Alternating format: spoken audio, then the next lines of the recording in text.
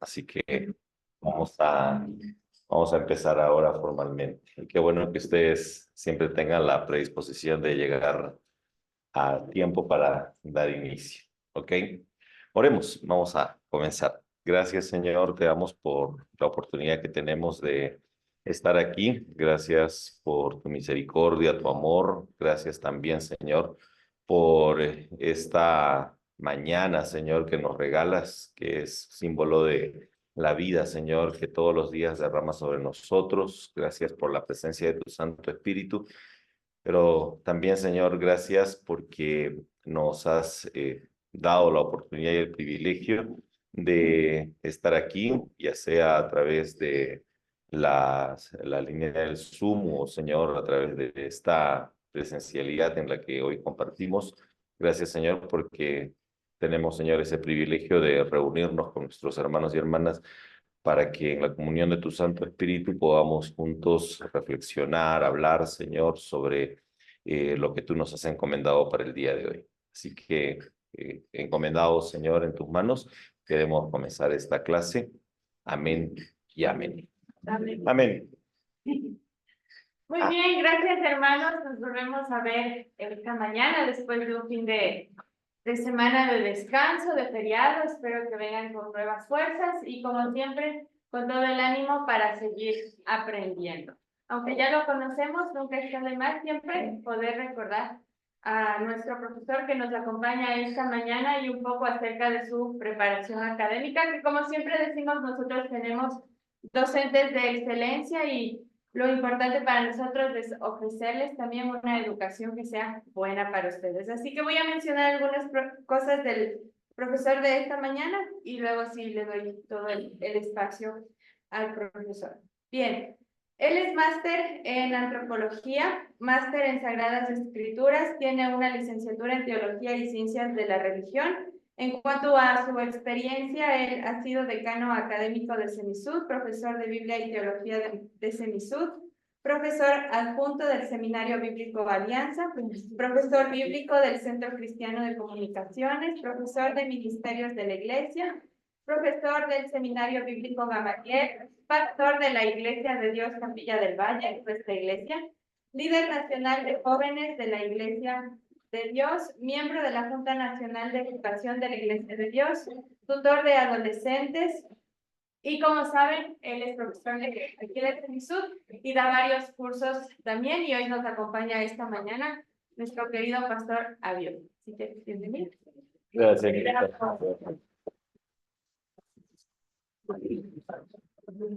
Amén. Vamos a comenzar entonces nuestro proceso de estudios. El día de hoy vamos a estudiar nosotros una de las porciones bíblicas más ricas, más abundantes, más llenas de mucho sentido. Dicen algunos expertos que cuando tenemos que enfrentarnos al libro de los Salmos, no tenemos que solamente leerlos, sino que hay que tener abiertos todos nuestros sentidos para que así podamos tener una experiencia con el libro de los Salmos, porque es lo que justamente tenemos que tener nosotros con el libro de los Salmos, una experiencia.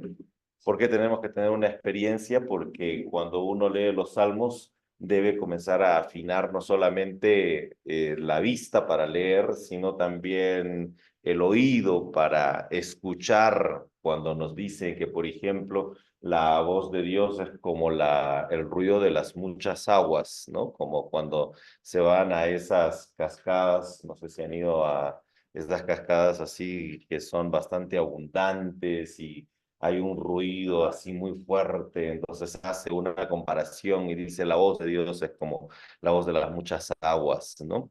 O cuando nos habla sobre, por ejemplo, que nosotros tenemos que reconocer la grandeza de Dios a través de nuestra mirada hacia el firmamento, a través de esa mirada que nosotros damos cuando el cielo está bastante estrellado. Y no solamente miramos, sino que a la vez también sentimos algo más, ¿no? O sea, no sé si ustedes, pero de manera particular, ver un cielo completamente estrellado es una experiencia, no es solamente mirar, sino es tener una experiencia, ¿no? O contemplar cuando uno amanece, contemplar la magnificencia del Cotopaxi, por ejemplo, nos genera una emoción distinta a que solamente mirar, qué sé yo, una pelota por allí, una cosa así. No, mirarlo en su esplendor genera justamente esas emociones particulares que hacen que la vida pueda tener un sabor mayor. Cuando leemos el libro de los Salmos hay que estar prestos a tener toda esa imaginación, ¿no? Toda esa imaginación para que podamos nosotros no solamente leer algo, sino que compartir la experiencia de los escritores, experiencias enteramente emotivas. Es por eso que los salmos son salmos, porque son poesías. Y si hay algo que en particular tienen las poesías es que están cargadas de emotividad, cargadas de afecto, cargadas de sensorialidad. Uno hay que tener listo, como vuelvo a decir, los oídos, hay que tener listo hasta el olfato para percibir o procurar percibir, imaginando esos olores que describen los poemas cuando te hablan del pasto verde, cuando te hablan de los aromas que producen distintas instancias de la vida, ¿no? Para llorar cuando hay que llorar, porque los salmos también nos ayudan a expresar algo que es tan humano, hola, es algo que es tan humano y algo que no debemos reprimirnos para nada, que es el acto de llorar, ¿no? Quizás una de las mejores formas de expresar nuestra emotividad. Y los salmos nos dicen plenamente de que cuando estamos atravesando por cualquier aflicción, cuando el Salmo 6, cuando estamos en una enfermedad profunda, cuando estamos pasando por una enfermedad, hay que gemir, hay que expresar el dolor, hay que vivirlo, ¿no? Y cuando uno lee un salmo como el Salmo 6 y uno está pasando por alguna enfermedad, uno sabe que hay alguien que está interpretando sentidamente nuestras aflicciones, ¿no? Entonces, los salmos es así, ya los salmos es un texto particular porque nos exige vivir experiencias, no solamente porque está ahí para que podamos leer, sino porque nos exige tener experiencias, experiencias vividas, experiencias sentidas, experiencias sensoriales, ¿no? Entonces vamos a estudiar por eso en esta mañana el libro de los Salmos, como les digo, uno de los libros más, no, el libro más extenso de la Biblia también. Y eso ya debe decirnos mucho, o sea, ya debe decirnos mucho que el libro más extenso de la Biblia sea un libro de cantos, ¿no? Sea un libro de cantos y poesías. Hola, ¿cómo estás? Sea un libro de cantos y poesías, ¿no? Debe decirnos mucho también de que esa colección de cantos y poesías que aparece en este libro, que es el libro de los Salmos, no sea la única colección de cantos y poesías que la Biblia tiene, porque como lo he dicho en algunas otras ocasiones, así como hay 150 salmos reunidos en una colección llamada los Salmos, alrededor de toda la Biblia o dispersos en toda la Biblia, hay otros 150 salmos más, ¿no? Que van desde Génesis hasta Apocalipsis, lo cual nos indica que la Biblia podría haber sido como una especie de gran cancionero realmente, ¿no? Una Biblia podría haber sido un libro donde no solamente hay prescripciones, donde no solamente hay narrativas, donde no solamente hay ciertos discursos, sino donde lo que más abunda en realidad son expresiones sentidas, expresiones que en todo caso nos ayudan a sabernos humanos. Los humanos somos más humanos cuanto más sentimos. Cuanto menos sentimos, vamos perdiendo muchas de nuestras capacidades de experimentar la vida, de experimentar a la vida realmente, ¿no? La vida experimentada es una vida que realmente siempre va a darnos a nosotros mayor sentido, ¿no? La modernidad, esa que se instaló a partir del siglo XVI, XVII, comenzó a cambiar un poco la ecuación y comenzó a decirnos que más importante es la racionalidad. Y a veces y a veces que hemos nosotros creído en eso y creemos que lo más importante de la vida humana es la racionalidad, ¿no? Tanto así que a veces una de nuestras frases más comunes que solemos repetirlas y hasta a nuestros niños es que las emociones nunca le deben ganar a la... Y así buscamos nosotros formar máquinas en vez de seres que experimentan de manera sentida todo lo que la vida nos da. Los salmos nos dicen un poco al revés, ¿no? Los salmos nos dicen las emociones, los afectos, los sentimientos, son los que te dicen, estás viva, estás vivo. No son los que nos dicen eso, ¿no? Estás experimentando a la vida y la estás realmente reconociendo como tal. Porque el dolor no se piensa, el dolor se siente. Y cuando uno siente el dolor, se da cuenta realmente que algo está mal. Entonces se da cuenta que realmente hay algo que uno tiene que corregir. El dolor es quizás uno de los sentimientos, una de las emociones más fuertes y potentes que tenemos para que podamos nosotros saber qué hacer con la vida. Y las emociones y los sentimientos están muy ligados con algo que también en nuestra vida moderna hemos ido perdiendo, hemos ya dejando de atender, el cuerpo. En nuestra cristianidad, a veces solemos nosotros escuchar constantemente que no hay cosa mejor que salvar el alma, ¿no? Pero los salmos nos van a decir que no hay cosa mejor que vivir con el cuerpo, sintiendo, experimentando, viendo, ¿no? Y es por eso que los salmos nos ayudan a ese tipo, nos llevan a ese tipo de expresión. Vamos a estudiar los salmos entonces, ¿ya? Una de las primeras cosas que les voy a pedir que anoten, porque yo estoy, si me puedo parar de vez en cuando, no, pero aunque estoy un poco más sentado para que los hermanos del Zoom no pierdan el audio, ¿no? Para que ellos se escuchen. Entonces, por eso me quedé ahí medio pegado. Ok, una de las primeras cosas que hay que reconocer nosotros del libro de los Salmos es que los Salmos son una expresión de una ritualidad, de una forma práctica de vivir la fe, una forma práctica de adquirir el sentido que nuestra vida requiere. Y esa forma práctica de adquirir el sentido en nuestra vida es a través de los rituales. Y los rituales están llenos siempre de emotividades, ¿no? Hola, están llenos de emotividades para que en los rituales uno comience a aprender los significados mismos de la vida, pues hay que repetirlos. Y lo puse con mayúscula porque si hay algo que apuestan los salmos es a que pongamos en práctica la repetición. Y la repetición es una forma de fijar significados y sentidos en nuestra vida, ¿ya? Por eso es tan maligno que vivamos nosotros dejando de lado estas prácticas que nos ayudan a cargar de significados. Ahora ya casi no repetimos, ahora lo que vivimos es una vida serial, ¿no? ¿Qué es una vida serial? Es que siempre estamos atentos a ver el nuevo capítulo, las series. El Netflix nos ha sumido en una forma en la cual hemos ido perdiendo de vista los significados. Ves una serie de 8 temporadas y luego ves otra serie de 6 temporadas, ya te olvidaste de lo que pasó, no importa.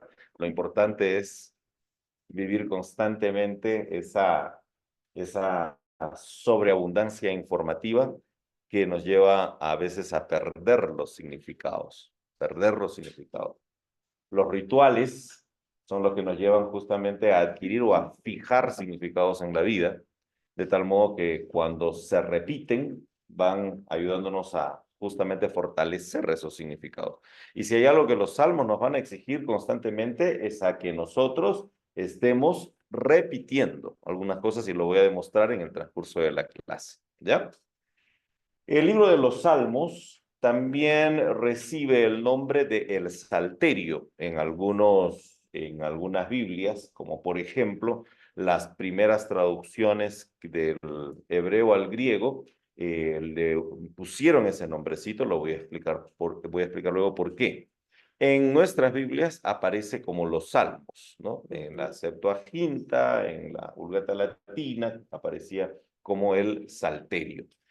¿Qué es este libro? Este libro es una colección de cantos, pero no solamente de cantos, sino también están varias oraciones que aparecen a través de lamentos incluso.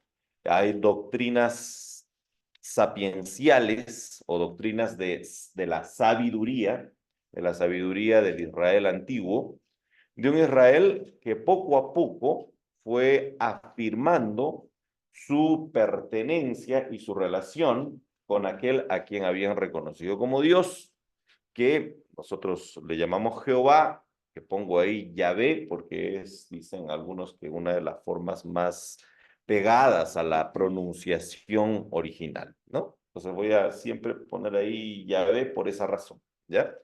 Que es lo mismo que Jehová, ¿ya? El libro de los Salmos, entonces, es una colección. Anoten eso porque vamos a justamente estudiar a la colección de muchas formas de expresión, muchas formas poéticas de expresión.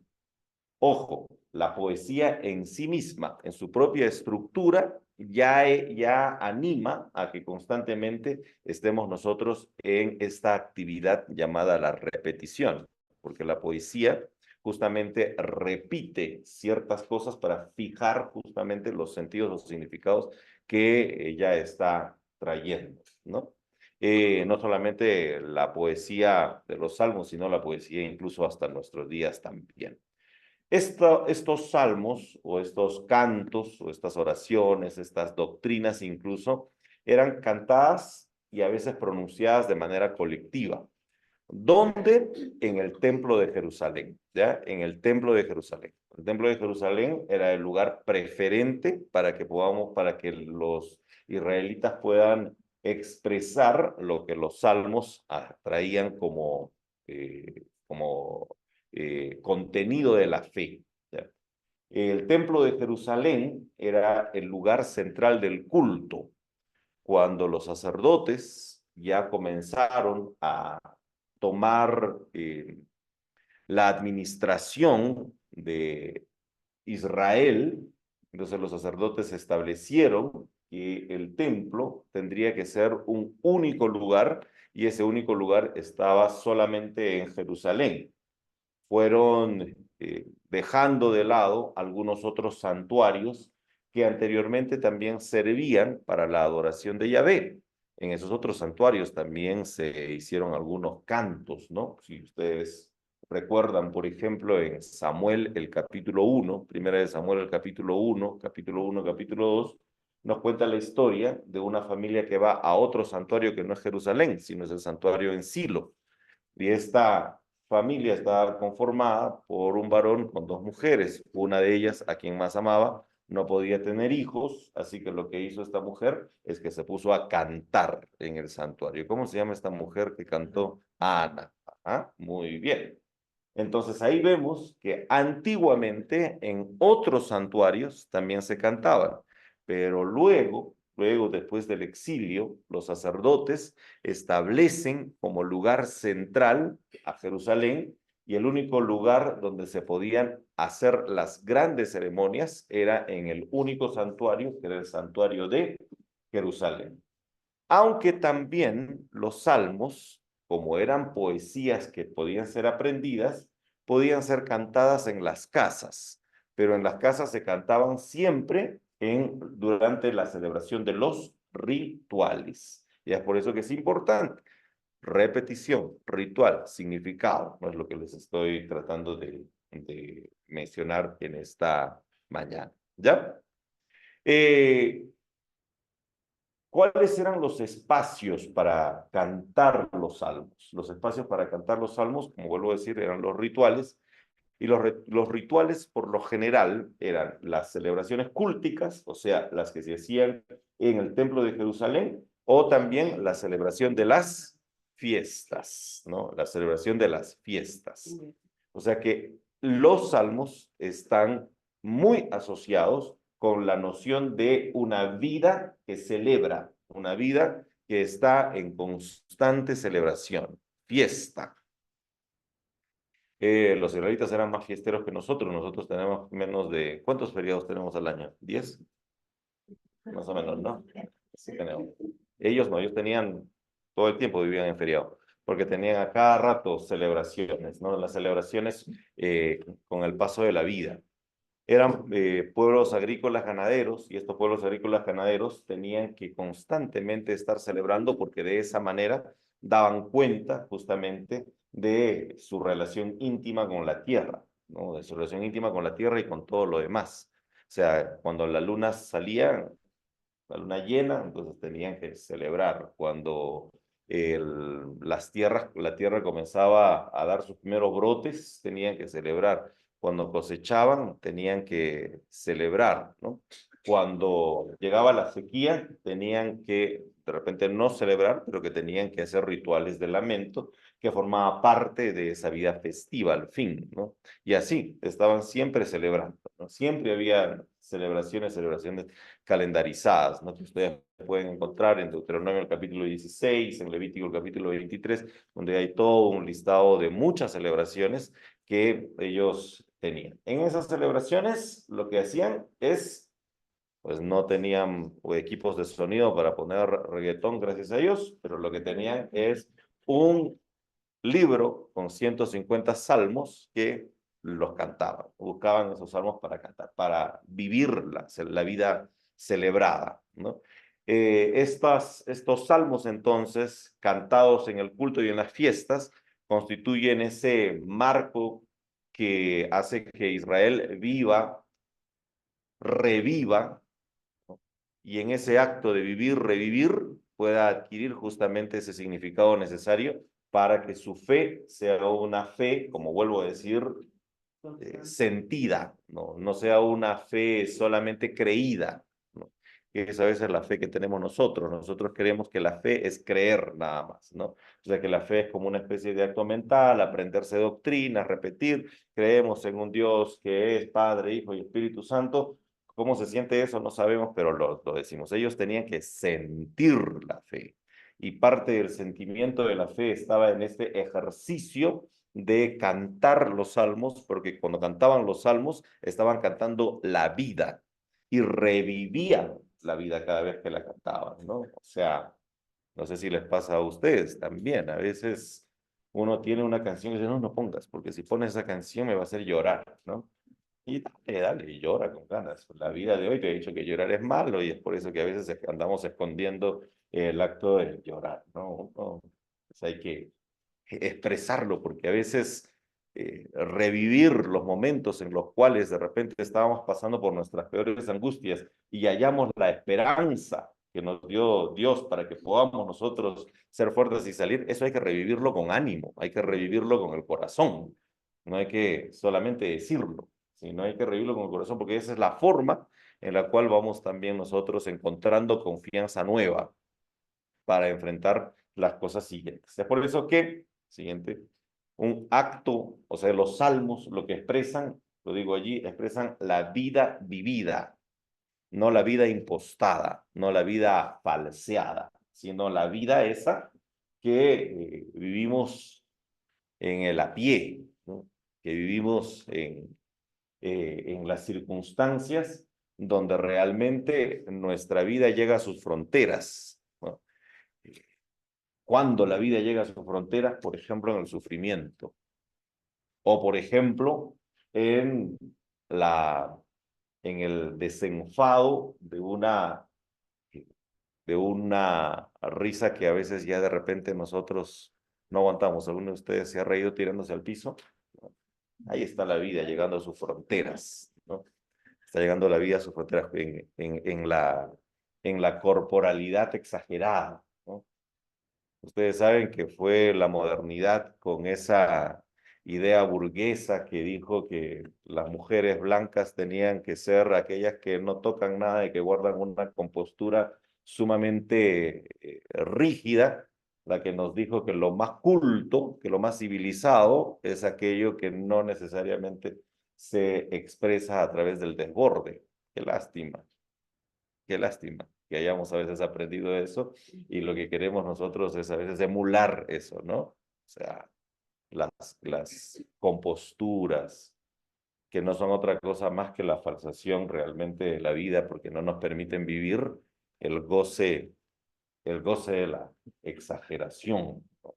De los, hay un autor que se llama Mikhail Bakhtin, que habla de los cuerpos grotescos, ¿no? ¿Por qué le llama los cuerpos grotescos? Porque esas ideas de lo oculto, lo que es completamente ordenado, lo que es completamente almidonado, nos ha llevado a pensar que cuando a veces se exagera, ya uno está llegando a lo grotesco, ¿no? Pero los salmos no, ¿ah? Los salmos lo que nos invitan es a que si lloremos, pues lloremos con ganas. Y así que riamos, riamos con ganas. Y si cantemos, cantemos con danza. ¿Sí, no? Así lo dice. No digo yo, no lo dice, Salmo 145, Salmo 150. Salmo 150 dice todo lo que, con todo lo que encuentres.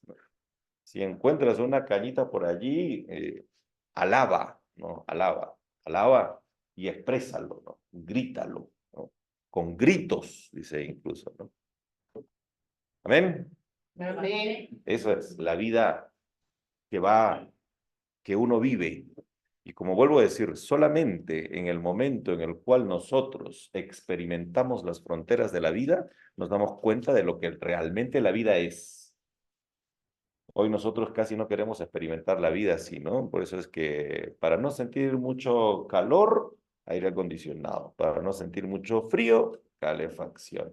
Para no sentir mucha hambre, refrigerador lleno, ¿no? Para no sentir, o sea, eso es lo que buscamos nosotros, para no cansarnos y no sudar, ¿no? ¿Qué hacemos? Autos, ¿no? Ya no experimentamos incluso la experiencia esa de sentir a la tierra diciéndonos aquí estoy, que es la experiencia del caminar. La experiencia del caminar no solamente es una experiencia física, sino es una experiencia relacional, relacional con la tierra. Es la gran diferencia que hay entre la vida de la ciudad o la vida de la urbe y la vida del campo, ¿no? La vida de la urbe es una vida de desadaptaciones constantes. Ok, pero estoy pasando a otro tema. Las emociones, las emociones deben hacerse evidentes porque eso es lo que de alguna manera los salmos pues nos animan, ¿no? A que podamos, el Salmo 23, ¿no? Cuando ande por el valle de la sombra y de la muerte, o sea, cuando llegue a esas fronteras, ¿qué haré? Cuando ande por el valle de sombra y de muerte, no temeré. ¿Por qué? Porque tú estarás conmigo. Conmigo, O donde sea, quiera que vaya. esas expresiones son propias de los salmos, ¿no? Esas que nos llevan y nos transportan. Aunque mi padre y mi madre me abandonen, Dios con todo me recogerá, ¿no? Entre otras expresiones sálmicas que vamos a ir haciendo memoria.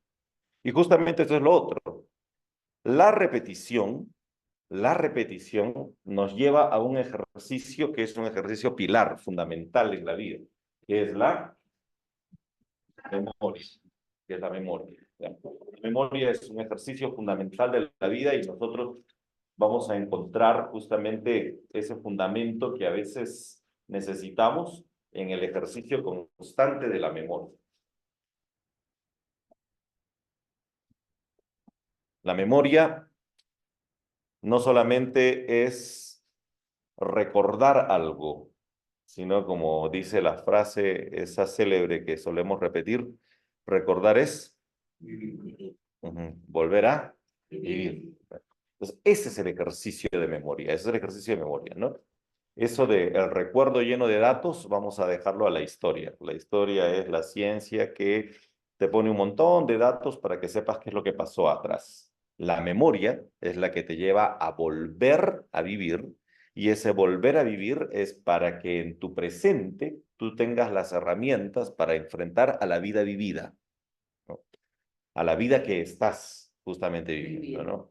La memoria entonces es fundamental en el encuentro con Jehová. Es por eso que los salmos constantemente van diciendo, ¿no? Así como cuando estuvimos en Egipto y nos sacaste de Egipto, el Salmo 136 es toda una memoria constante de lo que pasó y aconteció allá en Egipto, ¿no? Así nos vas a ayudar ahora, ¿no? Eh, el famoso Salmo 137, creo que es el que dice, cuando estábamos allá en Babilonia y nos decían que ni siquiera podíamos cantar, qué terrible, ¿cómo vamos a, o no, más bien nos obligaban, o sea, es lo que está reclamando el Salmo 137 es que no cantábamos desde nuestro propio sentir, sino que nos obligaban, nos obligaban, ¿y cómo vamos a cantar nosotros en tierras con extraños y con gente extraña, con donde la vida no necesariamente aparece como tal? Entonces, hay allí todo un ejercicio constante de memoria. Solo quiero estar seguro de los... Sí, el Salmo 137, ¿no? Y el Salmo 136, que es esa letanía de expresión donde aparece, no es, sí, exacto, ¿no? Aparece toda la reedición de lo que pasó en Egipto, ¿ya? Los salmos, entonces, comprenden una serie de obras poéticas que, como diría Martín Lutero, que resumen toda la Biblia. En los salmos hay dolor, hay salvación. En los salmos hay recuerdos de la aflicción, pero también recuerdos y reediciones, recreaciones de la liberación, de los procesos de la liberación. Entonces, en los salmos hay esperanza, en los salmos hay reclamo, en los salmos hay juicio, justicia, en los salmos hay enseñanza, en los salmos, bueno, está toda la Biblia resumida, va a decir Martín Lutero. ¿Ok? Martín Lutero, que es este gran reformador del siglo XVI, ¿no?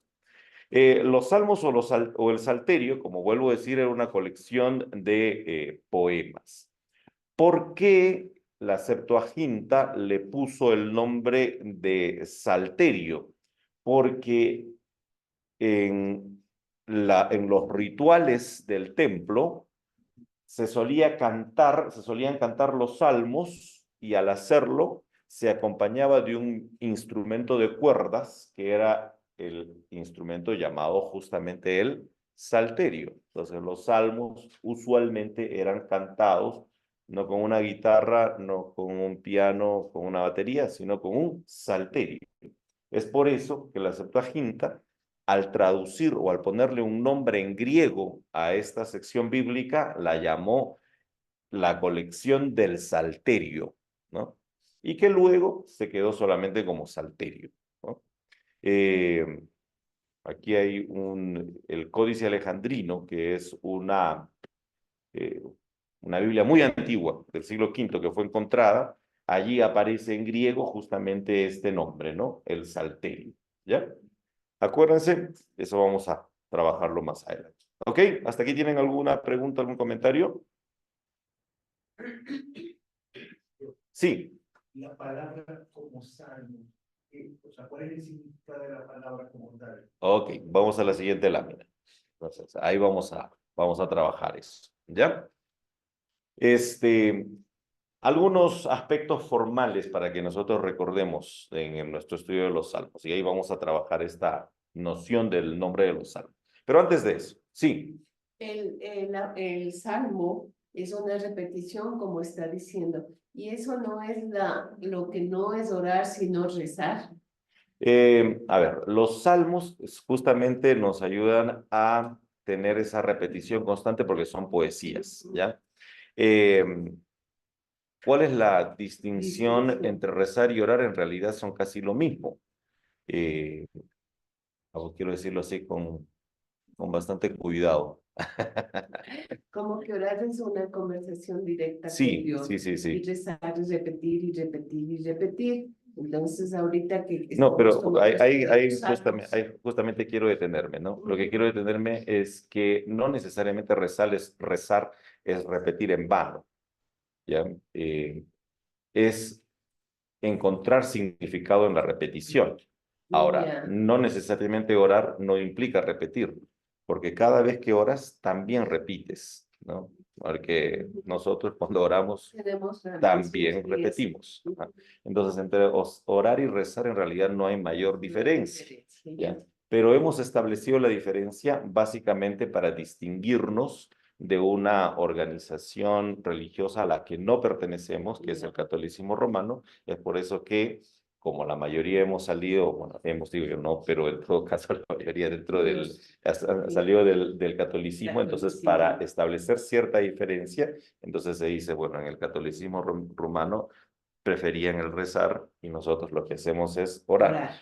¿Por qué? Porque si bien es cierto, nosotros como evangélicos no admitimos de repente esas repeticiones constantes sin sentido, nosotros repetimos también en nuestras oraciones, pero lo que buscamos es que en ese acto de repetir haya una conciencia en hacerlo, ¿no? ¿Ya? Entonces quizás allí se ha encontrado un poco esa distinción. Ahora, esa distinción que la tenemos nosotros, vuelvo a decir, no necesariamente está en otros idiomas, ¿no? Por ejemplo, en el inglés, el prayer es casi lo mismo, o sea, orar, rezar, cualquiera de las dos cosas, ¿no?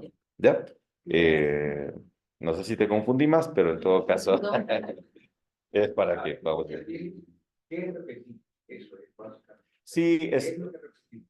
cuando repetimos con conciencia para hallar significado. Cuando repetimos nosotros, no solamente porque es una obligación, sino que cuando repetimos porque realmente estamos en ese proceso nosotros. O sea, cada vez que, por ejemplo, uno va a orar y cada vez que uno dice, Señor Jesús, a mí me gusta cuando algunos oran y dicen, Señor Jesús, o cuando dicen, papito lindo, dicen, ¿no? Y lo dicen siempre porque en ese papito lindo están encontrando una profundidad mayor para expresar un afecto, ¿no? Pero al fin es una repetición, porque lo dicen siempre, ¿no? Entonces, es como la repetición va ayudándonos a encontrar el significado, ¿ya?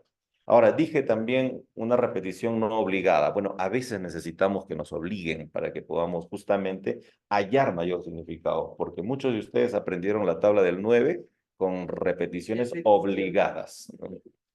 Ok, entonces tampoco no es así como que qué malo que nos obliguen. A veces creemos, o sea, qué malo, que el deber, ¿no? A veces nos ayuda a poder fijar aprendizajes, etcétera, ¿no? Y eso es lo que querían los escritores de los Salmos, ¿no? Eh, lo que trato entonces de decirles más bien es que no creamos que el acto de repetir es malo, ¿no? Sino que es algo que nosotros mismos practicamos. Quizás lo que no queremos hacer son unas repeticiones vanas que no nos lleven a nada. Entonces eso quizás es lo que tratamos de criticar cuando decimos, pues nosotros no rezamos, sino nosotros oramos. Aunque vuelvo a decir, cuando oramos también hacemos repeticiones, pero repeticiones que procuran justamente ayudarnos a tener sentido. ¿Ya? Los israelitas tenían la Biblia dividida en tres partes, ¿no? Para los israelitas, acuérdense, la Biblia es el Antiguo Testamento nuestro, para los israelitas. El Antiguo Testamento nuestro, o lo que es la Biblia judía, estaba dividida en tres partes. ¿Cuáles eran esas tres partes? La Torá, o la ley, o lo que nosotros llamamos Pentateuco, el Neviim, o los profetas, y la tercera parte se llamaba, o se llama hasta el día de hoy, Ketuvim. ¿Ya? Ketuvim.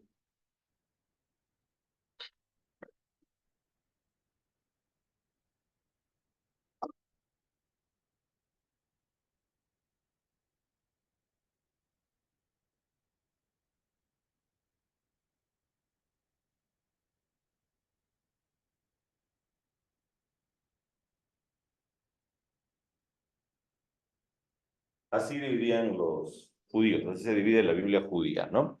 La Biblia judía se divide en Torah o ley, Neviim o Naviim, profetas, y Ketuvim, escritos.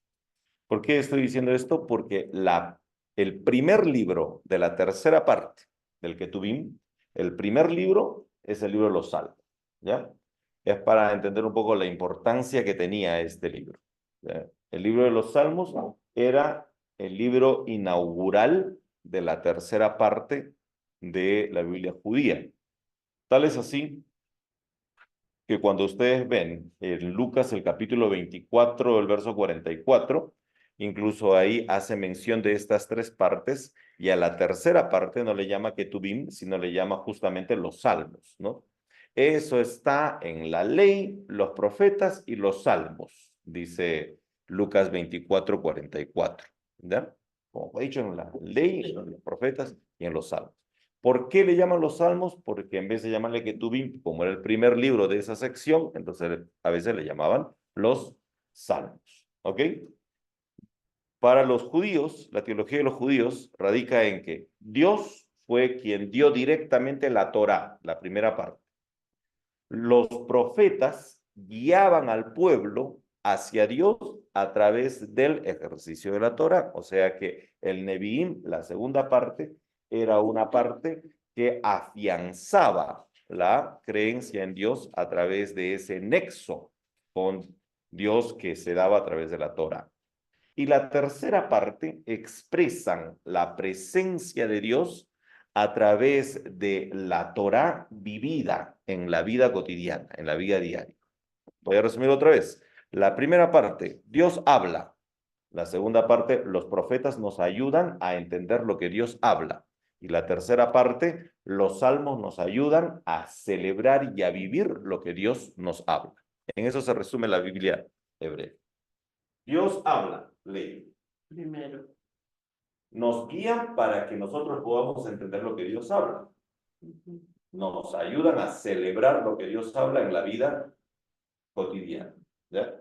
Entonces, esos son los tres grandes sentidos que tenían estas partes de la Biblia hebrea. Y los salmos justamente nos ayudan a eso, ¿no? En la Biblia hebrea, ojo, en la Biblia hebrea, el libro no se llama Salmos, no se llama Salterio.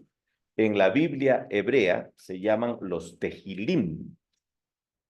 Los Tehilim. El nombre hebreo o en algunos nombres aparece como Sefer Tehilim. O sea, los salmos de alabanza o los cantos de alabanza. Tehilim. ¿Ya? Ese es el nombre hebreo del libro de los salmos. Tejilá es alabar. Sefer Tehilim es algo así como los cantos de alabanza. Algo así se llama en el hebreo. El nombre griego, o sea, el nombre que le da la Septuaginta, la traducción griega, es salterio, ya lo dije. ¿Y por qué le pone salterio? Porque estos salmos o estos himnos se cantaban a través de la ejecución del instrumento que se llamaba salterio. ¿Ya? Pero, no todos los himnos que están en esta gran colección habían sido hechos para ser ejecutados con el salterio. Algunos habían sido hechos para cantarlos de otra manera. Solo algunos habían sido hechos para ser cantados con el salterio, pero más adelante, ya todos comenzaron a cantarse con el salterio. ¿Por qué estoy diciendo esto? Porque los cantos que originalmente habían sido hechos para cantarlos con el salterio se llaman mismor, ¿ya? Mismor en hebreo. La traducción de mismor al griego es salmo, ¿ya?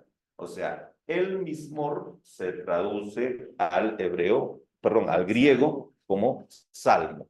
Y ahí surge entonces la palabra los salmos. ¿Ya? Los salmos son los cantos que se hacen utilizando el salterio, ¿ya? Esa es la palabra mismor que en el griego traducen como salmo, ¿ya? En los salmos hay solamente 57 mismor, pero como vuelvo a decir, con la práctica constante, entonces ya todos comenzaban a cantarse con el salterio porque llegó a ser un instrumento bastante común, ¿ya? Para, qué sé yo, entender un poquito mejor.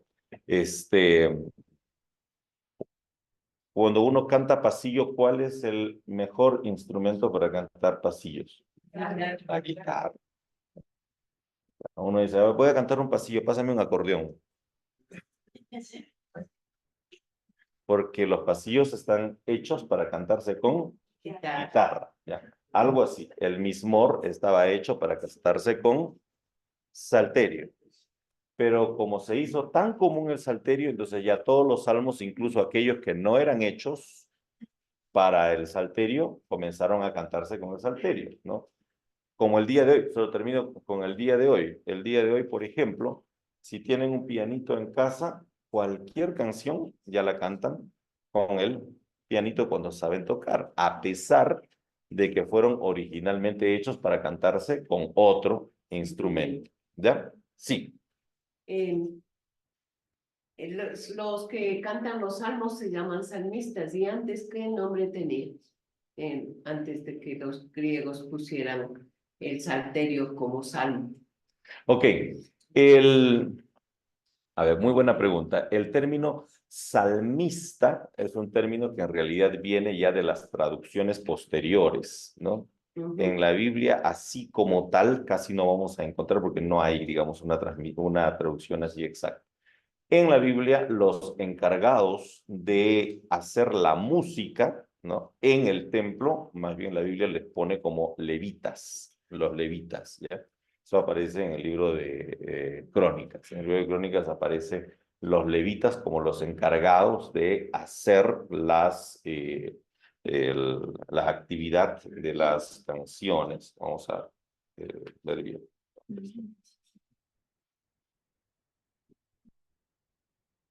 En el Primera de Crónicas, el capítulo 25, ahí aparece la distribución del trabajo de los levitas encargados de la música y de los cantos. Entonces estaban los músicos y los cantores. Primera de Crónicas, capítulo 25. ¿Ya? Primera de Crónicas, el capítulo 25. Entonces están esas cofradías sacerdotales que se llamaban las cofradías de los levitas, que tenían un encargo particular que era justamente hacer la música, ¿no? Tanto hacer la música como hacer los cantos. Estas cofradías de levitas estaban liderados por familias que pertenecían a antepasados históricos, ¿no? Esos antepasados era Asaf, otros formaban parte de un grupo que se llamaban los hijos de Coré, había otro que se llamaba Emán, había otro que se llamaba Jedutum, que eran justamente los jefes de familia, ¿no? Bueno, vamos a hablarlo así sí.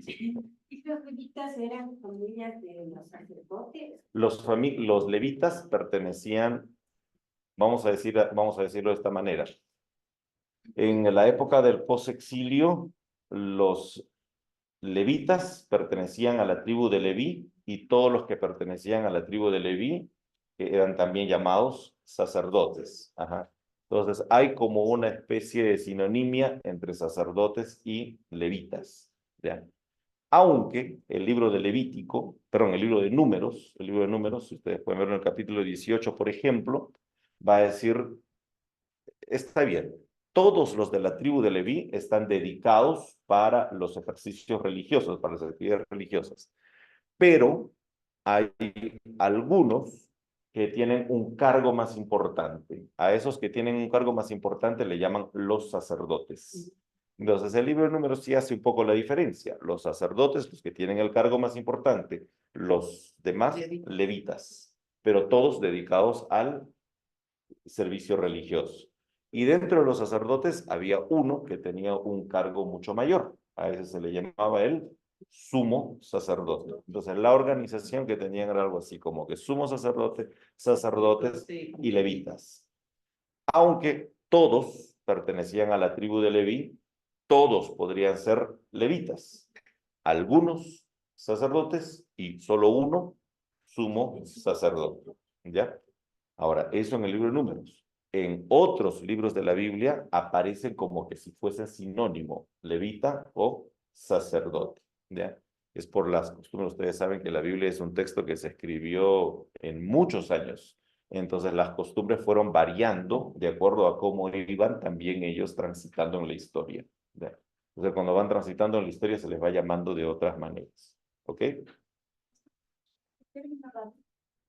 El término rabí es un término que más bien se va a instalar en la conciencia israelita a partir del siglo III antes de Cristo. O sea, es un término bastante nuevo, ¿no? Que en el tiempo de Jesús ya era un término bastante popularizado. El término rabí es lo que se llama maestro, ¿no? Y eso, el término rabí aparece en realidad con el movimiento de las sinagogas. El movimiento de las sinagogas es un movimiento tardío. Primero fue el templo. Después, cuando el templo comenzó a entrar en descrédito y cuando los israelitas comenzaron a estar dispersos por el mundo, producto de una historia conflictiva, entonces comenzaron a hacer mini reproducciones del templo que se llamaban las sinagogas.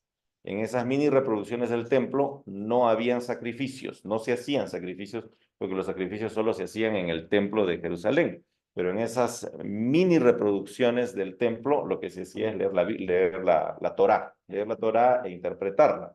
Entonces, como no había que hacer, o no se podía hacer sacrificio, los líderes no tenían que ser levitas, o sea, no tenían que ser de la tribu de Leví, solamente tenían que ser gente preparada, o sea, gente que conozca el hebreo, gente que tenga una profunda fe religiosa. A esos que se habían preparado para el aprendizaje del hebreo y para leer la Torah, les comenzaron a llamar los rabinos. Rabino, ¿no? O raboni, de una manera mucho más cariñosa, ¿no? Entonces, pero ellos aparecen en ese tipo. Así que los rabinos no son sacerdotes, no son levitas, sino son más bien los responsables de la administración de las sinagogas a través del ejercicio de la lectura de la Torá, etcétera, ¿no? Ahora, como ser rabino comenzó a darle caché, comenzó a darle, ¿cómo se llama? Posicionamiento exacto a algunas personas, entonces algunos comenzaron a dedicarse al rabinato, o sea, comenzaron a estudiar para ser rabinos, a pesar de que no estaban atendiendo una sinagoga, pero si habían estudiado les llamaban rabinos, ¿no?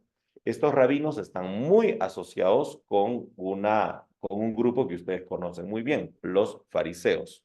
Los fariseos son justamente los que lideran el movimiento de las sinagogas, son los que tienen a los rabinos ahí. Pero eso ya en el tiempo de Jesús.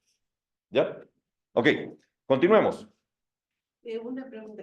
¿Rabí también no le decían a Dios? A Jesús. ¿A Jesús? Sí, le comenzaron a decir rabino. Ajá. ¿Por qué? Porque ya luego se fue convirtiendo en una forma bastante popular. A ver, más o menos,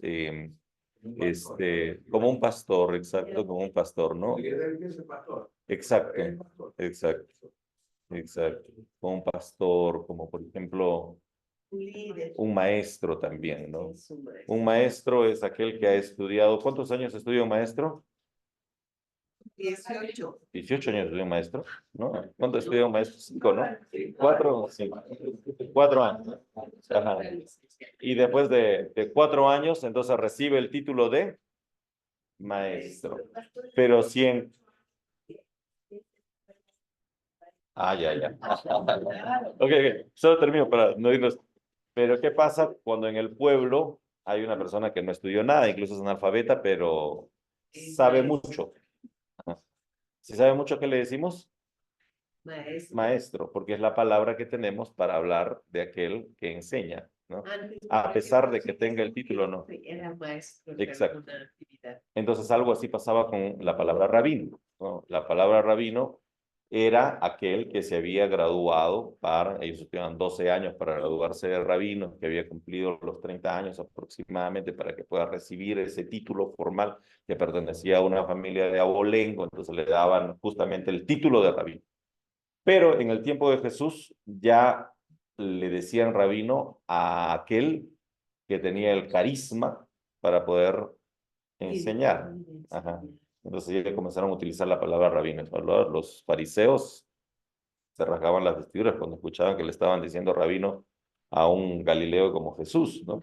Juan 1 del 40 en adelante diciendo, ¿y qué de bueno puede salir de Nazaret? ¿Qué de bueno puede salir de Galilea? Nada. Juan el capítulo 7, cuando dicen, ¿y por qué habla tanto si no tiene ningún tipo de preparación? O sea, lo que están ahí cuestionando que la gente le diga.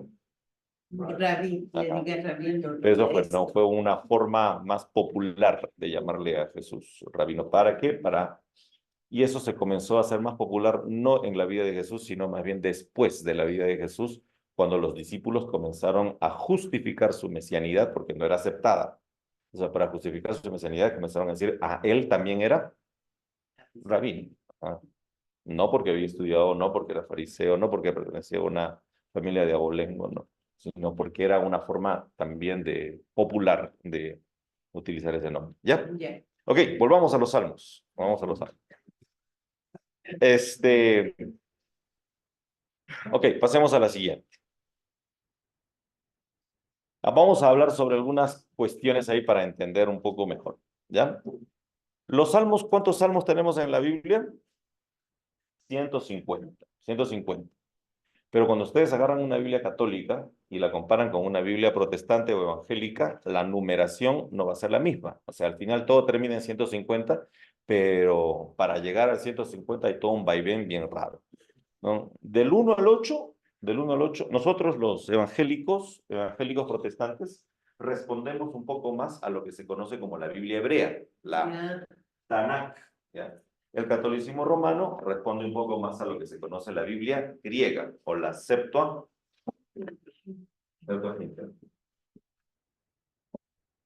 Ustedes ya están 18 años en la Academia Bíblica y todavía no se acuerdan de Acuérdense, ¿no? A veces una de las primeras lecciones que hace 18 años yo le estaba dando también ahí en la Academia Bíblica. Hay dos tipos de canon que se llaman, ¿no? Dos tipos de fuente de producción, vamos a llamar así, ¿no? Uno que se llama la Biblia hebrea, que es la Tanakh, ¿no?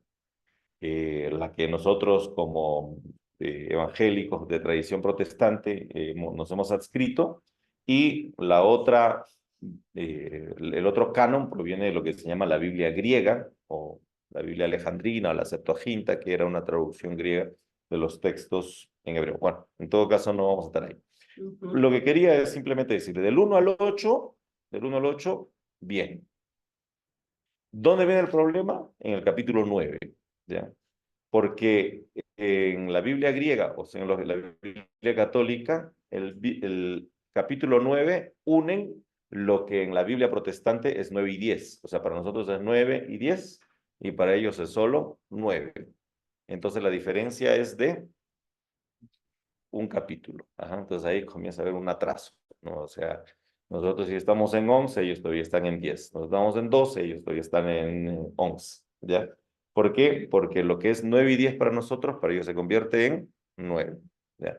Así avanza, con diferencia de 1, del 11 al 113, o del 10 al 112 de los católicos. Y allí aparece otra distinción. El 113 de los católicos, o de la Biblia griega, es el 114 y el 115 nuestro. O sea que ahora la diferencia va a ser de 2. La diferencia va a ser de 2. Y esa diferencia de 2 va del 117 al 146 de la Biblia hebrea, y del 116 al 145 de la Biblia, de la Biblia griega. Pero ahí luego se van igualando, ¿no? ¿Por qué? Antes de seguir eso, ¿no? Porque el 116 hebreo, en la Biblia griega la parten en dos. Entonces aparece el 114 y el 115. Entonces ahí la diferencia vuelve a ser de 1. Sigue avanzando hasta que llegue el 147. El 147 hebreo, el 146 y 147 griego. Entonces ahí ya se igual. Y al final del 148 al 150 van a ser lo mismo. ¿Ya? Sí.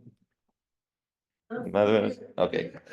Una vez llegué en la católica, Ajá. justamente encontré esa diferencia, pero no tenía explicación. Ahora ya sé por qué. Ok, ya, está bien. Esta repartición numérica no la hicieron los católicos, ¿no? La hicieron los traductores antiguos del siglo III antes de Cristo, siglo II antes de Cristo, que tradujeron del hebreo al griego, ¿ya? En el proceso de traducción del hebreo al griego, ellos fueron haciendo este acomodo. ¿Por qué razón hacen este acomodo? Sí, habían tenido ya traduciendo como 15 días, 15 noches sin dormir y probablemente, o sea, no se sabe cuál fue la razón para hacer este nuevo acomodo. Lo que sí se sabe que aparece ese nuevo acomodo en la Biblia griega, ¿ya? Definitivamente están los 150. No tan definitivamente, porque en la Biblia griega, incluso después de hacer esa repartición, les quedaba uno más. Tenían el 151, ¿ya? El 151. Por eso que en la Septuaginta aparece el 151, ¿ya? ¿Y qué dice que no es Canónica para nosotros. Ah, ya. Porque si te digo texto masorético, voy a demorarme media hora. Ya. La Biblia hebrea. Para la Biblia hebrea no es canónico el 151. O sea, que el leer, o sea, no hay diferencia en qué Biblia leer. O sea, el contenido, los salmos están. Lo que hay la diferencia es en la numeración. ¿Ya? Entonces, cuando tú lees la Biblia evangélica, estás leyendo el Salmo 11, para la Biblia católica es 10. Claro. ¿Ya? Entonces, hay esa diferencia. ¿Ya? Pero ese patrón, La subdivisión. y actualmente se ve, ¿no? O sea, hay gente que memoriza la versión Reina Valera y escucha una versión nueva y piensa, no, yo no voy a leer eso porque yo no sé de dónde viene eso, o sea, ¿qué leer? O sea, eso no es inconveniente. No, no es inconveniente, no es inconveniente. Ahí estamos, una buena pregunta, un nombre máximo. Él nos está diciendo de que no hay alguna diferencia cuando uno lee, por ejemplo, algunas versiones. Las versiones, hay versiones católicas y hay versiones cristianas protestantes y hay versiones ecuménicas también, ¿no? Las versiones cristiano-protestantes, por ejemplo, la Reina Valera, la NBI, la NTV, Nueva Traducción Viviente, etcétera. Entonces van a guardar esta enumeración, van a tener algunas variaciones en la traducción que hacen, ¿no? Pero el contenido al final es el mismo, ¿ya?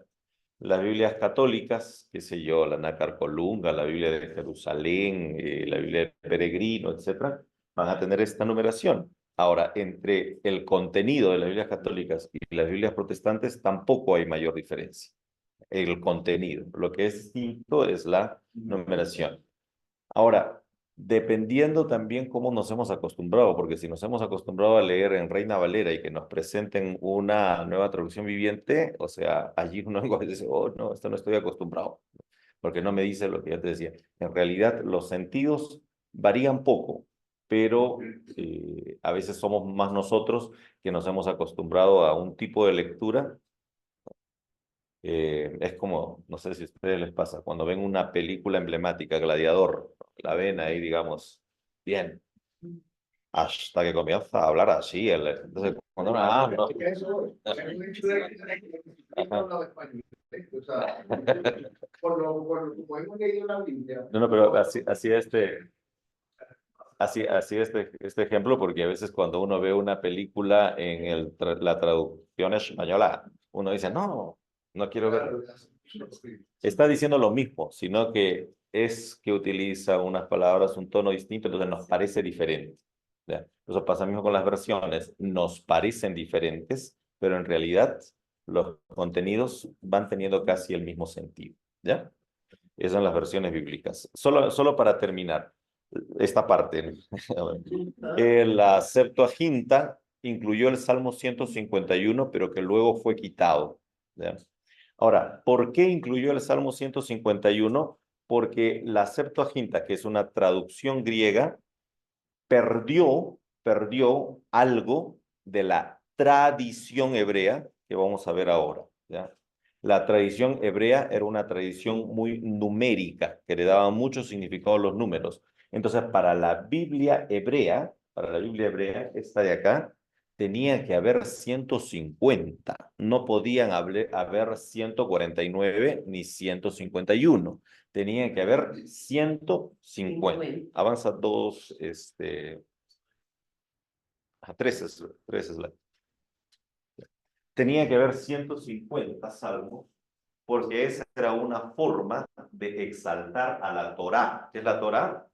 La ley o el Pentateuco. ¿Cuántos libros hay en el Pentateuco? 5. Entonces, tenía que tener como una cantidad relacionada o vinculada con 5, o sea, ser múltiplo de 5, ¿no? Ellos entendían que el primer número impar era un número muy significativo, el número 3. Por lo tanto, 150 era lo que tenía que haber.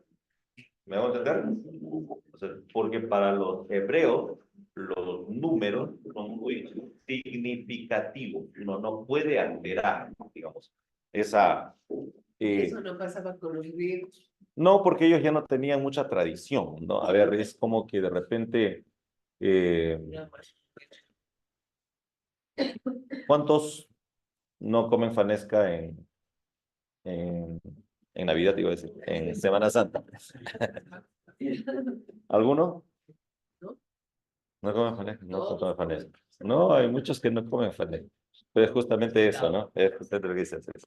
O sea, hay muchos que no comen fanesca, ¿no? Y cuando no comen fanesca, ¿qué decimos? Estos no son ecuatorianos. ¿A cuántos no les gusta el encebollado? ¿A cuántos no les gusta el encebollado? A mí, No, que no le gusta. Ajá. a mí, Cuando a alguien no le gusta el encebollado, ¿qué decimos? Puede encontrar como pecado. Ok, ¿por qué estoy poniendo estos ejemplos? Porque la traducción griega pertenecía a, digamos, los judíos en el extranjero, ¿no? Y los judíos en el extranjero prefieren la hamburguesa que el encebollado, ¿no? Entonces, los judíos decían, estos están perdiendo la tradición, porque ya no están teniendo las mismas tradiciones significativas que nos hacen a nosotros ser judíos. ¿Por qué? Porque, vuelve a la lámina. Porque ahora se han ido tras el griego. Mira, más o menos para que me puedan entender mucho mejor, estaríamos hablando nosotros de quichua y de inglés. ¿Ya? Más o menos así. Eso, quichua propio, hebreo propio, lo más propio. ¿Ya? A pesar de que no hablemos. ¿Ya? Si alguien te dice, ¿cuál es la lengua propia de los ecuatorianos? Quechua, quichua, ¿no? Podemos decir. Porque ya el español es una lengua colonizadora, ¿no? Que llegó con la llegada de los extranjeros.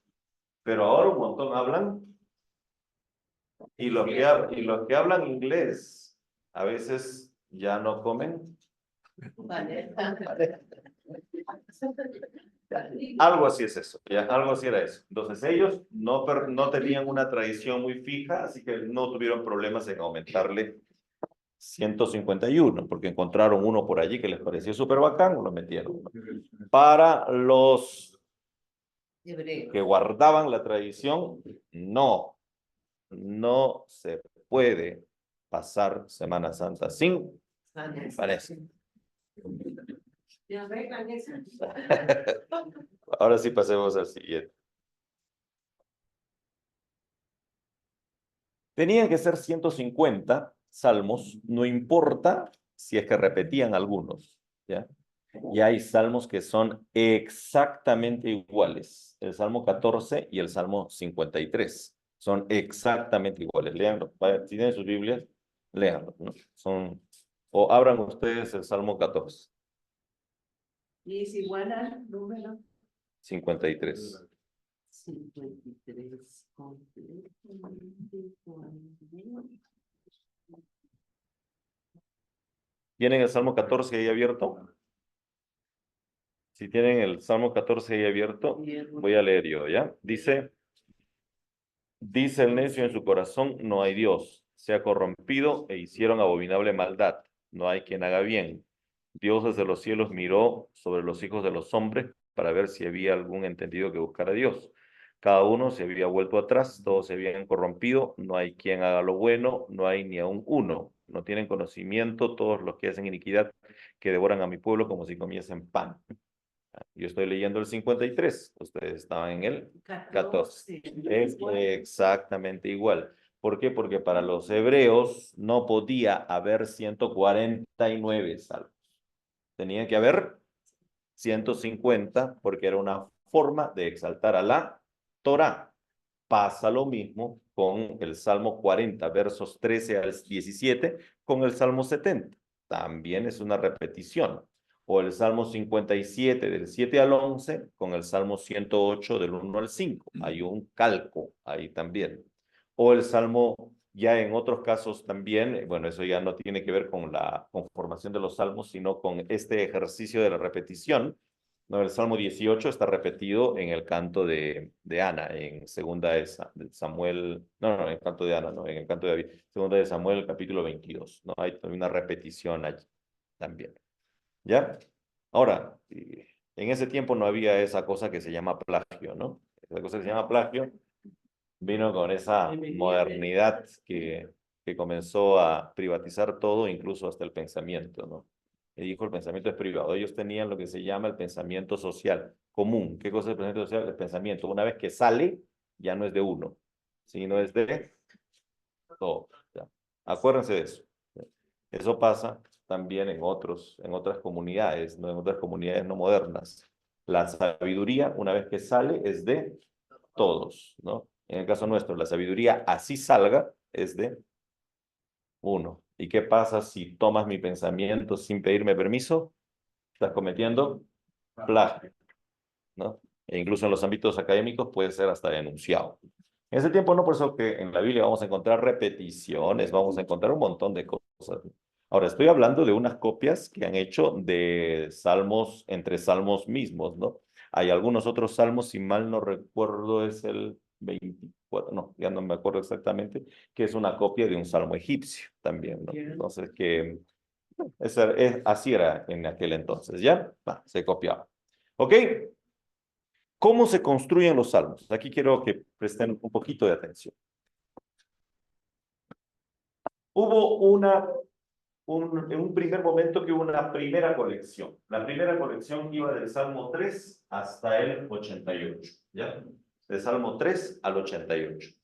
A esta colección que va del Salmo 3 al 88 se le llama el Salterio Davídico porque hace énfasis justamente en que uno de los autores principales es David, ¿ya? Hace énfasis. Por eso se le llama así.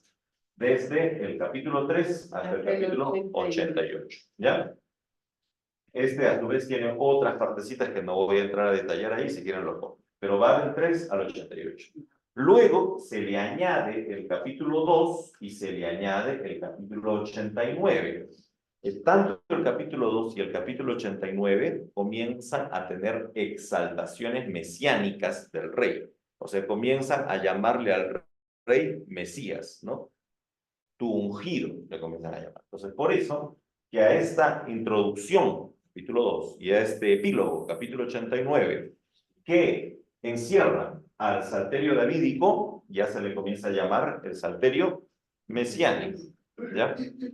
¿Me van a entender? La primera parte del 3 al 88. Luego le añaden un capítulo introductorio y un capítulo final. Capítulo 2 y el capítulo 89. A esa segunda colección que tiene estos dos añadidos se le llama salterio mesiánico. Luego, a este salterio mesiánico le van a añadir desde el 90 hasta el 118, ¿no? Del 90 al 99 se llaman salmos del reinado y del 100 al 118 se le llaman los salmos del Jalel. ¿Escucharon bien? No. Del. Aleluya. ¿Otra vez? Ajá. Esta es la palabra. Aleluya. Exacto, no es la palabra aleluya. Aleluya, que significa alabar a Yahvé o alabanzas a Jehová. La palabra aleluya es una palabra que significa alabar a Jehová. Los salmos del aleluya. ¿Por qué se llaman los salmos del aleluya, los salmos del aleluya? Porque son salmos que tenían ahí inserto, tanto al principio o al final, esta palabra, aleluya. ¿Ya? Le llaman así. Le añaden eso.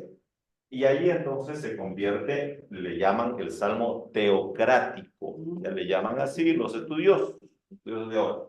Es como que la tercera composición. ¿Ya? Luego le añaden el Salmo 1 y el Salmo 119, que son salmos que hablan sobre la sabiduría, que hablan sobre la enseñanza, sobre los mandamientos, ¿no?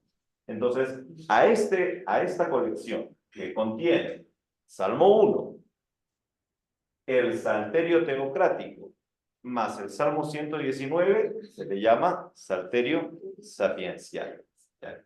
Y luego se añaden los salmos del 120 al 150 para completar el Salterio litúrgico, o es lo que nosotros tenemos como el libro de los Salmos. A ver, ¿cuánto tiempo pasa de aquí hasta acá? Mínimamente esto habría comenzado, este primer salterio se habría comenzado a hacer en el siglo VII aproximadamente, ¿ya? El siglo VII. Y esto se habría terminado de hacer aproximadamente en el siglo V o IV, ¿ya? O sea que para terminar de hacer todo esto, habrían pasado aproximadamente unos 3 a 4 siglos, ¿ya? O sea, no es poco. Y dentro de esos siglos hubo exilio, hubo guerras y todo lo demás, ¿ya? Entonces, no es que reunieron a los sacerdotes y le dijeron, a ver, en 15 días necesitamos 150 salmos. No, sino que fue todo un proceso donde fueron haciendo pequeñas colecciones, añadiendo más colecciones, y en esas colecciones iban ordenando incluso, ¿no? Iban colocando y diciendo, este salmo corresponde aquí, este salmo corresponde aquí, etc. ¿Ya? Es todo un trabajo arquitectónico en realidad, ¿no? Y van a ver por qué es más arquitectónico este trabajo, porque además de hacer esta composición así como les estoy hablando, ellos tenían que guardar otro orden. Y el otro orden que tenían que guardar era el orden en el que los salmos más antiguos tenían que estar al principio y los salmos más nuevos, claro, estuvieron al final. Por eso que el 120 al 150 son los salmos más nuevos, ¿ya? De tal modo que, ¿cuántos salmos tiene el libro de los salmos? Y 150 es ¿por qué? Para recordar a la Torá. ¿La Torá cuántos libros tiene? Y 150 es múltiplo de, pero no solamente eso, sino que ellos acomodaron de tal modo que dividieron a los salmos en 5 libros. No te vayas, estoy viendo lo más interesante. Sí, pastor. Sí. Perdón, pastor, es que nos toca ya ir a mirar cómo tenemos el evento de las mujeres. Oh, Eso me recuerdo, pastor. Afanada estás. Ellos han elegido la mejor parte. Abran sus Biblias. ¿Trajeron sus Biblias? Sí. Trajeron sus Biblias. Abran sus Biblias en el Salmo 1.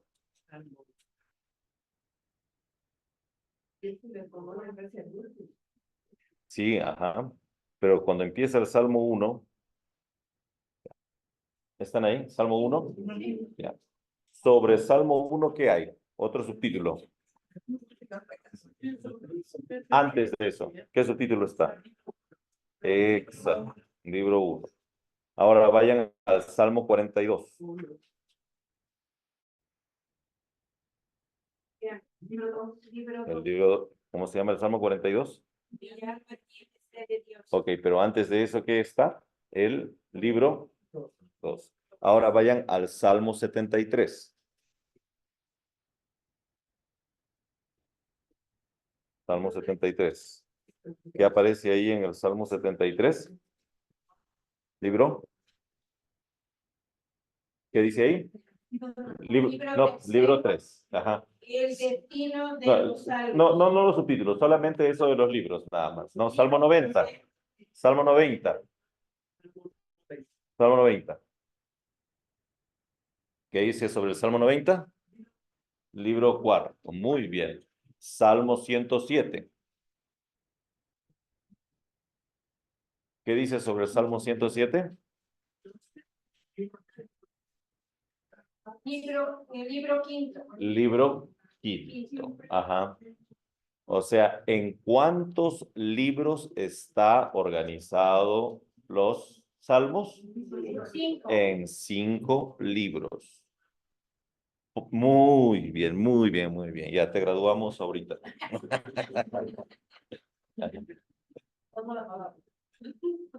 O sea que los salmos están organizados en... En 5 libros. ¿Por qué tienen que estar organizados en 5 libros? Porque están honrando a la Torá. ¿Cuántos salmos hay en total? 150. ¿Por qué hay 150? Porque están honrando a la Torá. Y esos 150 están divididos en 5 libros, ¿no? Para completar los 150, ¿qué tuvieron que hacer? Incluso repetir. Y está mal repetir, ya desde el principio les dije, para ellos repetir no está mal, sino que más bien la repetición es una forma de fijación. Así que podían repetir si querían. ¿Ok?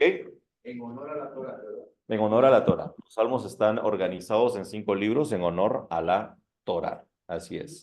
Pastor Abiud, Para completar los 150 el salmo repetido. Sí, Pastor Abiud, Rita, ¿puede repetir los libros uno de el primer, ahí voy. el libro Ahí uno voy, de mi sonita. cuánto? Ahí voy. Ya, gracias. ¿Ya te vas? Vamos. Entonces vamos a repetir ahora. Vamos a estudiar rapidito. El libro 1 es el libro que va desde el capítulo 1 hasta el capítulo 41. En el libro 1 están los salmos más antiguos.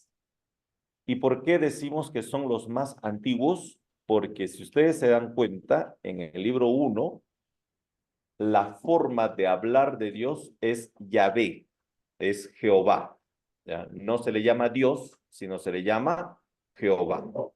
Por eso a estos salmos se les conoce como salmos yavistas, porque la forma de referirse a Dios es como Yahvé o Jehová. ¿Ya?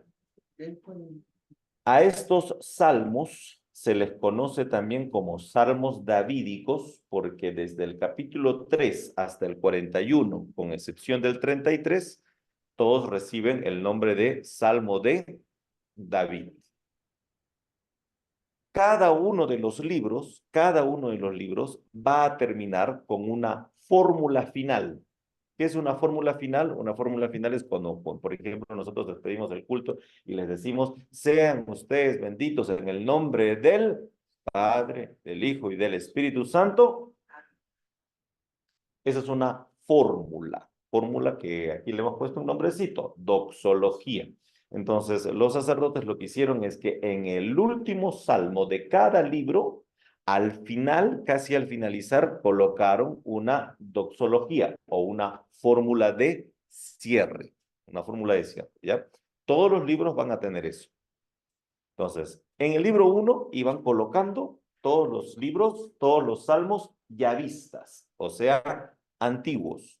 Estos salmos son muy especiales porque tienen como una preferencia hablar, por ejemplo, de los reyes, porque fueron hechos en una época monárquica, cuando habían los reyes, cuando estaban los reyes allí, ¿ya?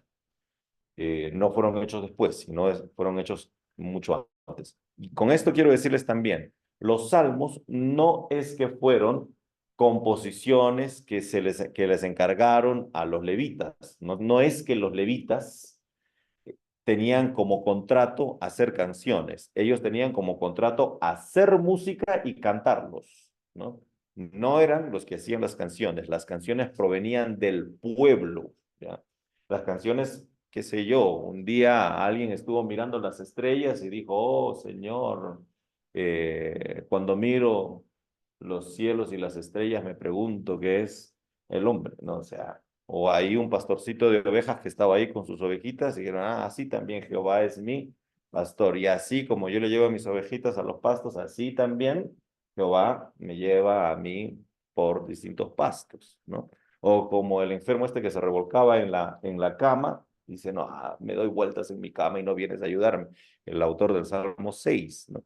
Me hago entender, eran producciones del pueblo que comenzaron a ser recopilados por los levitas y sacerdotes. Los levitas y sacerdotes, pocos de ellos fueron los que compusieron algunos de los salmos. Los salmos finales fueron composiciones de los sacerdotes.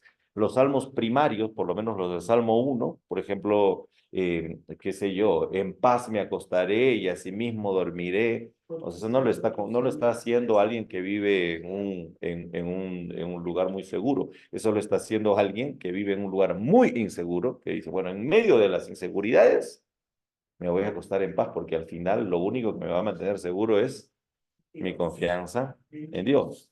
Entonces, los salmos provienen de esa producción popular, ¿ya? Ahora, aquí voy a decir algo que queda entre nosotros. Ahora, la tradición le fue entregando, le fue dando autoría de estos salmos a David, ¿ya? La tradición le fue la autoría de estos salmos a David. David no compuso todos estos salmos, David pudo haber compuesto varios porque era músico, dice las historias de David.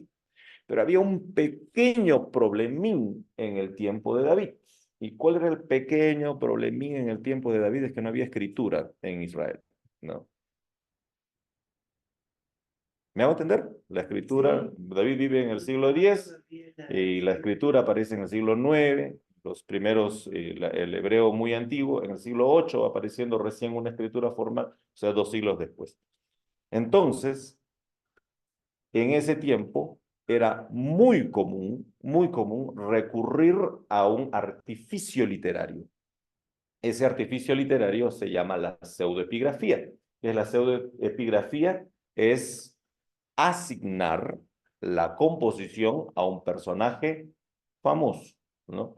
Entonces, es decir, este es de David. Nosotros, no, qué terrible para nosotros porque nos han dicho que el conocimiento, que la composición literaria es propiedad privada. Para ellos no. Para ellos no era propiedad privada, así que podían ponerle a quien sea o podían apropiarse de lo que sea. O sea, que David pudo haber cantado una vivencia de otra persona y se la adjudicó a él la autoría de algo así. Sí. O sea, no David, sino la tradición. La tradición. La tradición fue justamente diciendo esos son salmos davídicos, etcétera, ¿ya? Entonces, pues, muchos salmos que pertenecían, como tú dices, de repente a personas que cantaban desde sus propias experiencias vitales. Ahora, ¿por qué digo esto? Porque cuando ustedes van a ver los salmos, o sea, canta el enfermo, canta el guardia del palacio, canta el que conoce y el que sabe manejar la ley, canta el que trabaja en molinos donde hay agua, canta el agricultor que está tratando de esperar la lluvia. O sea, David no pudo haber sido todas esas cosas. Claro. Pero en todo caso le van asignando. Y ahí es por eso que se llaman davídicos, por esa asignación que van recibiendo. ¿Ya? Que van recibiendo. Ahora, eso no quiere decir de que David no era un músico. El texto de Samuel dice que sí lo era, ¿no? Entonces probablemente cantaba. Claro, ¿Qué cantó? músico se encargó de darle música o interpretación a la Compuso algunas canciones, sí, ¿no? Compuso algunas canciones, y bien, pero no es que todas ellas están en el libro de los Salmos. El libro de los Salmos es una colección de cantos de la gente, Seguramente, como se dio en la época de David, les dijeron, bueno, estos son de la época de David, por eso les ponemos David. Exacto. Les fueron poniendo algo así porque hicieron esa asociación. El libro 2, es un libro donde ya no aparece la palabra Jehová, sino más bien aparece la palabra Dios, o en el hebreo, Elohim. Entonces a estos salmos se les llama los salmos eloístas, ¿ya? El Salmo 42, ¿no? ¿Por qué te abates, oh alma mía, y duros dentro de mí? ¿No? Como el ciervo brama por las aguas, así clama mi alma por ti, oh Dios. Ajá, no dice oh Yahvé, sino oh Dios. A partir de ahí empiezan a llamarle Dios, Yahvé. ¿Ya? Igual tiene esta fórmula final en el Salmo 72, capítulos 18 y 19. Ahí está la fórmula final. Estos eran antiguos, pero no tan antiguos como los otros. Ya los del libro 1 son mucho más antiguos. Los del libro 2 son menos antiguos porque le llaman, bueno, ahí los estudiosos le llaman de la época eloísta, etcétera, ¿no? Pero pertenecen, y estos más aún, estos salmos pertenecen a campesinos del norte, porque los campesinos del norte eran los que le llamaban a Dios Elohim. ¿Ya? El libro 3 es también una colección eloísta, o sea, porque también allí el nombre que se utiliza es el nombre Dios en el español o Elohim en el hebreo original. Acuérdense ustedes bien, ¿no? Jehová, Yahvé, originalmente. Dios, Elohim, ¿ya? Originalmente. Entonces, los salmos donde aparece el nombre Dios son salmos que originalmente contenían la palabra Elohim, así que son salmos que fueron compuestos antes de que se vayan al exilio. Para que se acuerden bien, ellos se fueron al exilio en el año 587, 86, ¿ya? Antes del año 587-86 se fueron apareciendo estos salmos que fueron luego coleccionados más adelante por los sacerdotes. Ellos los que hacen la colección. Ya, pasemos, porque nos va a faltar el tiempo.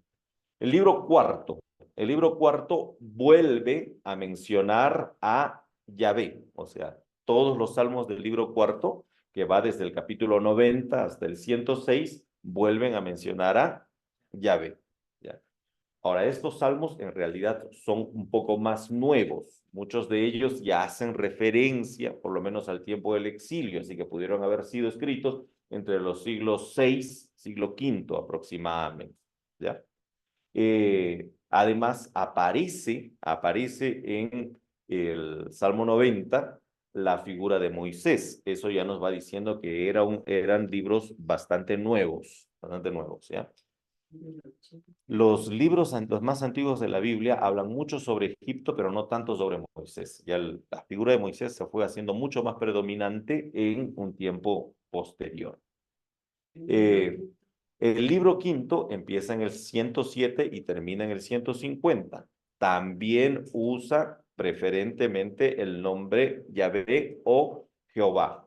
Y esta sección es una sección de salmos muy nuevos, tanto en la composición como en lo que tratan. Entonces uno se da cuenta de que son bastante nuevos. Son salmos que se dirigen a dos instancias fuertes, la Torá y el templo. Y la Torá y el templo tuvieron predominancia entre los siglos V, IV, más o menos, cuando se centralizó todo en el templo y en la Torá. Entonces es por eso que son salmos que hablan mucho de la Torá. El Salmo 119, ¿alguien ha leído el Salmo 119? No, oh, cuánto yo amo tu ley. Todo el día es ella mi meditación, ¿no? O lo que dice, lámpara es a mis pies tu palabra o tu ley, ¿no? Y lumbrera a mi camino. Eso es una exaltación fuerte a la ley en esta última sección, la sección del 105 del 107 hasta el 150. El último salmo es el Salmo 150. Y el Salmo 150 es chévere porque el Salmo 150 hace un recorrido histórico.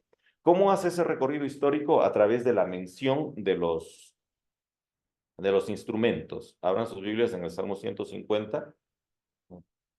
En el Salmo 150, a partir del verso 3, ¿no? A partir del verso 3, dice, solamente para ir así como que medio rapidito porque nos alcance el tiempo. Dice, alabadle a son de bocina. Ya esa es la bocina, un cuerno antiguo, de lo más antiguo que había. Pero luego dice, alábenle con salterio. El salterio también era un instrumento antiguo, aunque había una versión más antigua del salterio que se llamaba el decacordio. El decacordio, deca, 10, cordio, cuerda. El decacordio era una arpa muy rudimentaria que le hacían con tripas de ovejas, ¿no? Las tripas de ovejas las dejaban secar, las estiraban y luego las afinaban para poder hacer allí su primer arpa de cacordio. Esa arpa luego devino en el salterio. Ya les hablé sobre el salterio. Y más adelante, cuando ya aparecieron las empresas que hacían instrumentos, aparece el arpa como una versión mucho más evolucionada de estos instrumentos. ¿Ya? Luego dice, a la mente con pandero y con danza. Entonces, y ahí comenzaron a aparecer los instrumentos rítmicos, ¿no? El pandero. Luego dice con cuerdas y flautas. Las flautas ya fueron instrumentos más nuevos. Y luego aparecen los instrumentos electrónicos, vamos a decir como ahora, ¿no? Eso. O sea, los címbalos resonantes y los símbolos de júbilo, que esos recién comenzaron a utilizarlos después de que estuvieron en el exilio babilónico. O sea, después del exilio babilónico, después de contacto con Babilonia, entonces ahí comenzaron a usar música electrónica, no música electrónica, no, címbalos, que eran justamente los instrumentos de percusión. ¿Por qué les estoy leyendo esto? Porque este salmo nos está contando la evolución musical en Israel, ¿no? Nos está diciendo, antiguamente solamente con un cuerno, luego con tripas de borregos, luego ya utilizaron cuerdas, luego aparecieron los vientos y después aparecieron los instrumentos de percusión, las percusiones, ¿no? Los címbalos, y con eso se completa la banda, ¿no? Entonces hace una evolución de eso. ¿Por qué está haciendo eso? Porque nos está diciendo que los salmos fueron hechos así. Los salmos también obedecen a un tránsito evolutivo. Los salmos más viejos, los salmos un poquito más nuevecitos, los salmos de la época del exilio y los salmos nuevecitos que están en la última sección, que va desde el capítulo 107 hasta el 150. ¿Me hago entender? Sí. Entonces, por eso digo, por eso el título de la clase hoy es una gran colección de alabanza. Fíjense que hacerlos, el libro de los Salmos, no fue una tarea fácil, ¿no? O sea, hay toda una arquitectura literaria. ¿Para qué? Para que responda a toda una imaginación fuerte de entender de que la mejor forma de salvaguardar la historia es salvaguardando la Torá. Por eso hay que tener 150, hay que acomodar en 5 libros, estos 5 libros deben estar acomodados en salmos antiguos, más nuevos, etcétera, con nombres particulares de Dios, los primeros yavistas, los segundos eloístas, terceros eloístas, los cuartos yavistas y los quintos yavistas mucho más actuales. Entonces hacen todo ese trabajo para que puedan entregarnos a nosotros una colección que estoy casi seguro que muchos de ustedes recién hoy día están descubriendo que decía libro 1, libro 2, libro 3, libro 4, libro 5.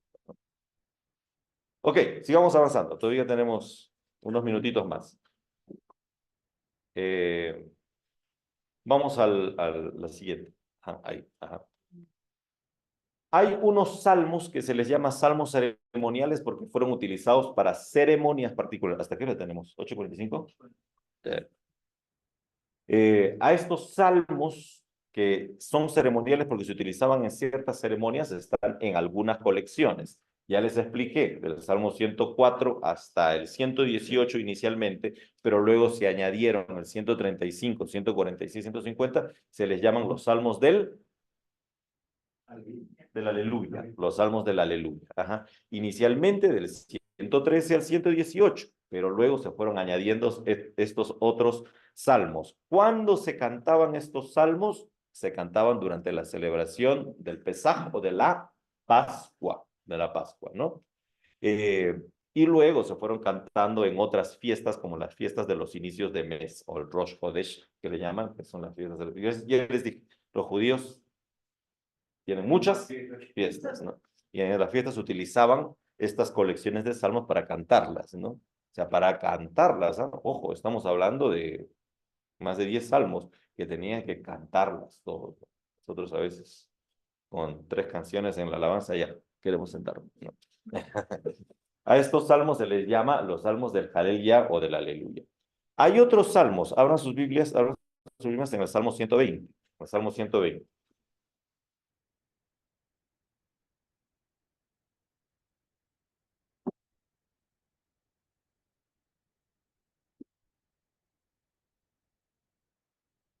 ¿Ya están? ¿En Salmo 120? ¿Qué dice allí? ¿Cómo? Cántico gradual. Muy bien. Ahora el 121 dice lo mismo. Sí, claro. 122. Así hasta el 134. Al 134 aparecen ahí cántico gradual. ¿Qué significa cántico gradual? No es mucha cosa, no es mucha ciencia. Cántico gradual se llamaba porque entre el atrio y el lugar santo habían 14 escalinatas. Entonces lo que tenían que hacer es cantar un salmo en la medida que subían una de las gradas. Y comenzaban desde abajo, entonces comenzaban desde abajo, entonces hay 15. ¿no? Sí, ese es el 121, que es un cántico gradual. ¿ya? Y cuando hacían esta ceremonia de andar subiendo las graditas cantando una canción en cada escalinata en una fiesta, en la fiesta de los tabernáculos o la fiesta del Sukkot, que le llamaban ellos. Entonces es por eso que estos salmos se llaman cánticos graduales, porque se cantan de grada en grada, nada más, o sea, no tienen mayor cosa, ¿ya? Entonces, vuelvo a decir, hay colecciones que se cantan en ceremonias particulares, ¿no? Cuando llegaban al reinado, se cantaban el Salmo 2, el Salmo 45, el 47, el 72, el 110, se utilizaban para cantar en las ceremonias de entronización de los reyes, ¿ya? Entonces, pertenecen a ámbitos litúrgicos, ceremoniales.